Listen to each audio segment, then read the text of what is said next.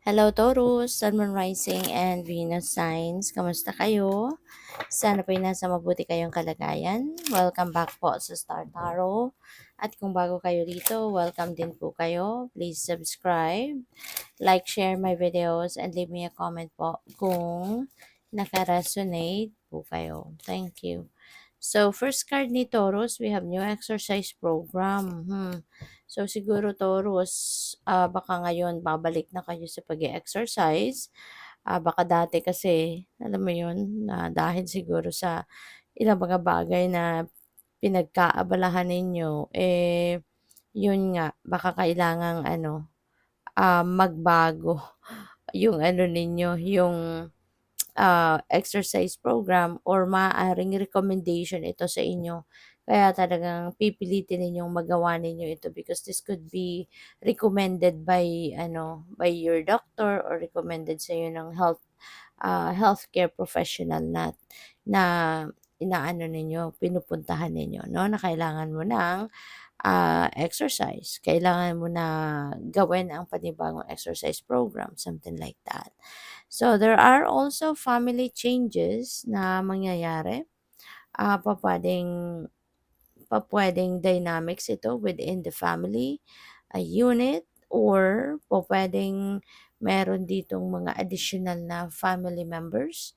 Pwedeng ganun. Baka merong manganganak sa inyo, baby is coming in, or pwedeng merong nagpakasal or magpapakasal, no? Kaya magkakaroon ng additional na family member. So, pwedeng ganun din ang ganap.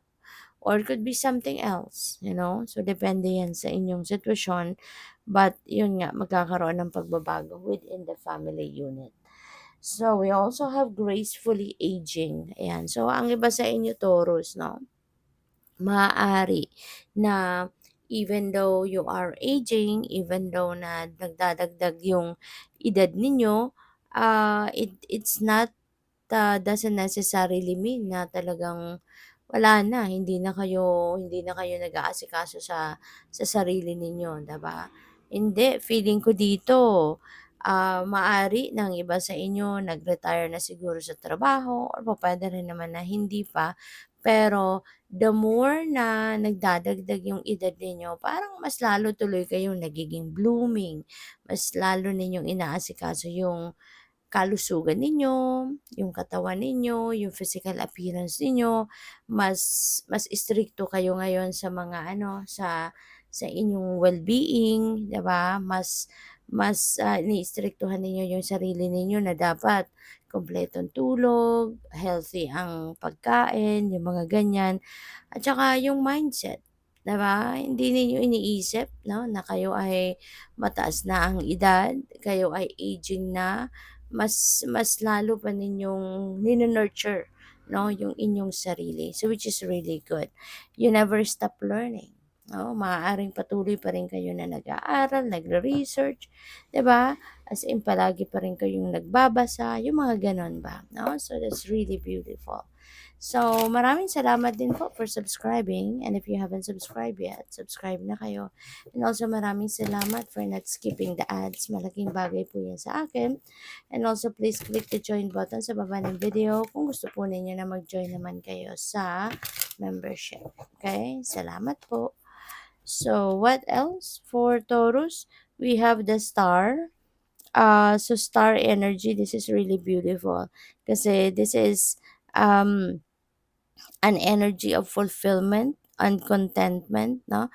Meron ditong fulfillment of wishes, fulfillment of dreams na maaaring yan ay makamit ninyo. Kaya napakaganda rin ng energy na to.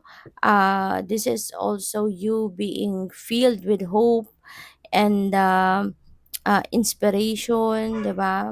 Merong bagong pag-asa dito sa buhay ninyo. Kaya kumbaga siksik, no, yung hope and faith sa puso ninyo.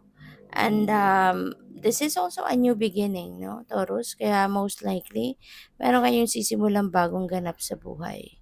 Alright? So, depende yan sa inyong sitwasyon. But, kung ano man ang sisimulan ninyo, ano man ang gagawin ninyo rito, maaaring dito ninyo maramdaman yung fulfillment, yung contentment, kaya magiging masaya kayo, 'no? This is going to be a time na parang magkakaroon kayo ng bagong ano, yung parang you are giving birth to the new you. There's a rebirth, yun ang napi-pick up ko diyan. So we have Knight of Pentacles, si Knight of Pentacles sigurista ito, sigurista siya. Sinisiguro niya, mini-make sure niya na lahat ng mga gagawin niya tama at pagtatagumpayan niya at, sinisiguro niya 'no na hindi siya magkakamali sa kung ano man yung kanyang gagawin at saka masipag. Si Knight of Pentacles masipag, hardworking, diligent, at saka talagang sinisikap niya na ma-achieve niya kung ano man yung mga bagay na gusto niyang ma-achieve. Sinisikap niya na makuha niya kung ano man yung mga bagay na gusto niyang makuha. At dahil sa pagsisikap niya, sa pagtitiyaga at pagsisikap, talagang nakukuha niya kung ano yung ano niya, kung ano yung goal niya. Kaya maaring gano'n kayo ngayon o Taurus, you are going to embody the energy of Knight of Pentacles na you're really going to work extra hard, 'di ba? Para na ma-achieve mo yung mga bagay na gusto mong ma-achieve. So we have the Two of Wands. Si Two of Wands naman, there is planning, no? Strategizing, planning, yun ang mga kaganapan sa buhay ninyo sa ngayon. At pupuwede 'no, na habang kayo ay nagpaplano, habang kayo ay nag-iisip pa lang kung ano yung gagawin ninyo, ano yung next project ninyo, meron ng mga opportunities na dumadating.